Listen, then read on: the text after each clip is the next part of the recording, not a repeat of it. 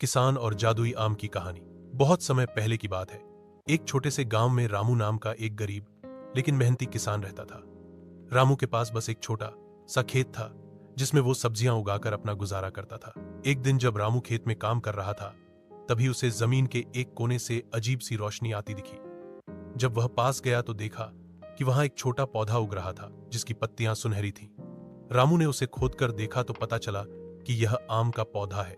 रामू ने उस पौधे को अपने खेत के बीचों बीच लगा दिया और रोज उसकी देखभाल करने लगा।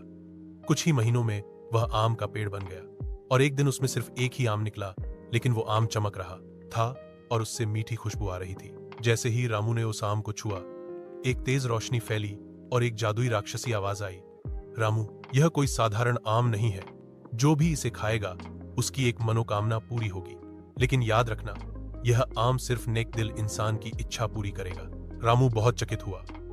उसे बहुत सारी इच्छाएं थीं, बड़ा घर, ढेर सारा पैसा, आराम की जिंदगी। लेकिन उसने सोचा, अगर मैं इसे खुद खा लूं तो बस मेरा ही फायदा होगा।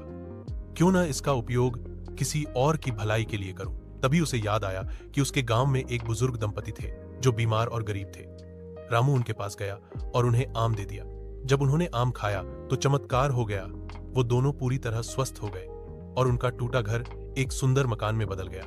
इस नेक काम की खबर पूरे गांव में फैल गई। तभी उसी रात वह जादुई आवाज फिर आई, रामू, तुमने अपनी इच्छा को छोड़कर दूसरों के लिए सोचा, इसलिए अब यह पेड़ हर साल एक जादुई आम देगा और वो आम उसी को मिलेगा जो सबसे ज्यादा नेक और दयालु होगा।